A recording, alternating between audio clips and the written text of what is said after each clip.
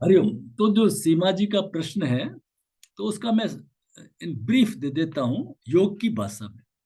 योग की भाषा में ये है कि ये प्रश्न है कि आपके शरीर में कार्बन डाइऑक्साइड का महत्वपूर्ण रोल है, और हमारा ध्यान किसके ऊपर रहता है? ऑक्सीजन के ऊपर रहता है। ठीक है ना? ये बिल्कुल सही है, ये बिल्कुल सही है। कार्बन डाइऑक्साइड का रोल भी बहुत इंपॉर्टेंट है। इसलिए कहता हूं कि हर चीज को पूरा उत्तर लेना, तब जाकर के उत्तर होता है। अभी वापस आपको बता दूं, कार्बन डाइऑक्साइड इंपॉर्टेंट है तो आप कंफ्यूज हो जाएंगे न? इसलिए हर चीज को थोड़ा थोड़ा सा एक लिमिट में बताना पड़ता है। दूसरा क्या है कि ये जो कार्बन डाइऑक्साइड शरीर में कम होता है, उसको हम कहते हैं हाइपोऑक्सिया। उसको हम क्या कहते हैं? हाइपोऑक्सिया। एक थोड़ा सा मैंने आपको एग्जाम्पल में बताया था। अच्छा, योग कैसे बात करता है? योग की फिजियोलॉजी क्या है? योग कहता है पंच प्राण है, पंच तत्व है। ठीक है, पैथोलॉजी फिजियोलॉजी क्या है उसकी? पंच प्राण है, पंच तत्व है। उसमें ग्लैंड्स और सर्कुलेटरी सिस्टम इस तरह से नहीं है। उसकी एनाटॉमी का लेखा जोखा अलग है। पंच तत्व है, पंच महाभूत है, स्वर है, सूर्य चंद्र स्वर है, नाड़ियां हैं, 72,000 नस नाड़ियां, उनकी एनाटॉमी। ये मेडिकल एनाटॉमी नहीं है, फिजियोलॉजी नहीं है ना, अलग है। तो मैंने आपको एक छोटा सा बताया था कि श्वास के 4 प्रकार होते हैं। आराम से समझ लीजिए, आप सब जानते हैं क्या प्रकार होते हैं। एक तो श्वास को भरना, श्वास को भरने को हम क्या कहते हैं? पूरक कहते हैं। ये सब जानते हैं, इनहेल करते हैं। फिर हमने श्वास को रोक दिया, तो रोकने को क्या कहते हैं? अंतर कुंभक कहते हैं। फिर श्वास को हमने बाहर कर दिया, रेचक कहते हैं। और फिर बाहर ही रोक दिया तो उसको बाह्य कुंभक कहते हैं। इतना ठीक है ना? ये बताया आपको, सब जानते हैं। फिर मैंने एक चीज बताई थी कि अंतर कुंभक का क्या महत्व है और बाह्य कुंभक का क्या महत्व है। ये बड़ी इंपॉर्टेंट चीज है। तो अंतर कुंभक का तो महत्व ये है कि आपने जैसे ही श्वास को भरा, नाक से श्वास को भरा, तो यहाँ हमारे फेफड़े, यहाँ हमारे 2 फेफड़े लगे हुए हैं। तो इस ब्रोंकियोल ब्रोंकियोल से लेकर के यहाँ एल्वियोली से थैले हैं। थैले कितने? 30 करोड़, थोड़े नहीं, 30 करोड़ थैले, 30 करोड़। इतने बारीक थैले, अगर उन थैलों को खोल करके, ये 10 बाई 10 से भी बड़ा हॉल बन सकता है, ज्यादा बड़ा कमरा बन सकता है, इतने हैं वो। ठीक है, तो अब इनके एक एंड के ऊपर क्या होता है? अशुद्ध खून आता है, मीन्स कार्बन डाइऑक्साइड वाला खून आता है। और यहां से आपने क्या किया? इन्हें ऑक्सीजन किया। ऑक्सीजन करते हैं, अब आपने ऑक्सीजन करके लेते छोड़ते, अभी आपने क्या किया? ऑक्सीजन भर के आप रुक गए, अंतर कुंभक कर दिया। तो ये जो ट्रांजेक्शन है, लेन देन, ये मैंने बताया था, आपको ध्यान भी होगा। ये कार्बन डाइऑक्साइड और ऑक्सीजन का ट्रांजेक्शन होता है। कार्बन डाइऑक्साइड तो निकल करके नाक से बाहर निकल जाती है, और ऑक्सीजन ब्लड लेकर के वापस हार्ट में चला जाता है। ठीक है ना? तो ये होता है यहाँ पे। जितना आप अंतर कुंभक करेंगे तो ये फायदा होगा। फिर आता है बाह्य कुंभक। अब आपने तो श्वास बाहर कर दिया, तो श्वास बाहर करने में भी थोड़ी सी एक और टेक्निक है। एक तो मैंने श्वास को बाहर कर दिया, एक श्वास में होती है निशेष रेचक होता है, कुछ भी शेष नहीं रहे, है ना, निशेष रेचक। मतलब आपकी एल्वियोलिज में जो पड़ा है पड़ा है, लेकिन आपके ब्रोंकियोस ब्रोंक में से वो भी निकल गया, है ना। तो अब श्वास निकल गया, तो मैंने क्या बताया था आपको कि बाह्य कुंभक का क्या फायदा है? आप थोड़ा रिकॉल करिए। मैंने एक जोधपुर के एग्जाम्पल से समझाया था कि पहले हमारे जोधपुर में डेली पानी आता था, मस्त रहते थे। फिर एक दिन ठहर के आया, तो हमने हर घर में बर्तनों को भर के स्टोर रख दिया। और हर घर में जब पहले मकान बनता है, तो अंडरग्राउंड वाटर टैंक बनता है जरूर, कि पानी की व्यवस्था कर। फिर नल की जो नहर की सफाई होती है, तो कह देते हैं 2 दिन पानी नहीं आएगा। तो जितने भी खाली वाली भांडे पड़े सबको भर देते हैं, क्या पता 3 दिन नहीं आए। तो जब आप श्वास नहीं लेते हैं, है ना, इसको कहते हैं हाइपोक्सिया। मेडिकल टर्म में क्या कहते हैं? हाइपो। अब आपके शरीर में ऑक्सीजन की कमी हो गई। हाइपर और हाइपो, हाइपो मीन्स कम, ये हाइपो टर्म है ना, हाइपो ब्लड प्रेशर है ना, हाइपोटेंशन। और हाइपर, हाइपर माने ज्यादा। अब ऑक्सीजन की आपके शरीर में कमी होगी, कमी होगी तो क्या होगा? अब आपकी जो सेल्स मजे में पड़ी थी ना, वो आराम से आ जाएगा, ऑक्सीजन क्या जरूरत है, वो सब चिल्लाती है ऑक्सीजन ऑक्सीजन ऑक्सीजन। कि मरी पड़ी सेल है, वो सब जग जाती है ना। जब मुसीबत आती है ना, तो सब भांडे वांडे भर देते हो ना, तो हाइपोक्सिया क्रिएट होता है। तो हाइपोक्सिया क्रिएट होने से क्या होता है? आपका इम्यूनिटी सिस्टम बढ़ जाता है। इसलिए जब शरीर के अंदर कार्बन डाइऑक्साइड का मात्रा बढ़ जाती है, कहने का मतलब ऑक्सीजन की मात्रा घट जाती है, तो हमारा इम्यूनिटी सिस्टम स्ट्रांग हो जाता है। नहीं केवल यहाँ पे, ये यहाँ पे नहीं रुकता, इसके अनगिनत फायदे। कैसे फायदे हैं देखो, कि वोम जो है माँ के पेट के अंदर है, ठीक है ना, तो उसको कहा, उसको तो बहुत कम ऑक्सीजन मिलती है, नहीं के बराबर। तो उसमें क्या होता है कि उसका स्टेम सेल का जो प्रोडक्शन, स्टेम सेल ज्यादा ऑक्सीजन में टिकती नहीं है। देखिए इस चीज को आप थोड़ा नोट करिए, विज्ञान बहुत टिपिकल है, बहुत टिपिकल है, ठीक है ना। स्टेम सेल्स ज्यादा टिकती नहीं, स्टेम सेल्स कम ऑक्सीजन के अंदर ये ग्लैंड्स वगैरह सब फटाफट फटाफट बना देती है। सब ग्लैंड्स कौन बनाती है? स्टेम सेल्स बनाती है ना, बोन मैरो के अंदर, ठीक है ना।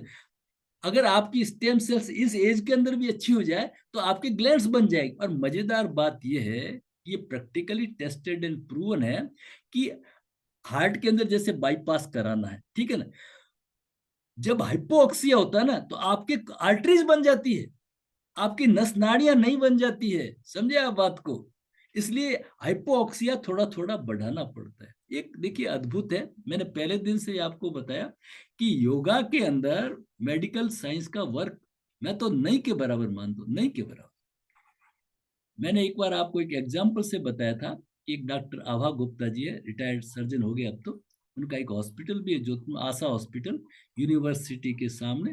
तो मैं योग करा रहा था तो मेरे को बोला कि सर ये जो आपने ऐसे मंडूकासन कराया तो गर्दन को नीचे नहीं ले, गर्दन को नीचे नहीं ले। गर्दन को नीचे का मतलब क्या होता है? इन्वर्टेड नहीं हो जाए, ये मेरा हार्ट नीचे है, गर्दन ऊपर है। अब जब मैं ज्यादा गर्दन को झुका तो हालांकि इसमें ज्यादा तो नहीं झुकती है, तो सिर नीचे आ जाता है, हार्ट ऊपर आ जाता है।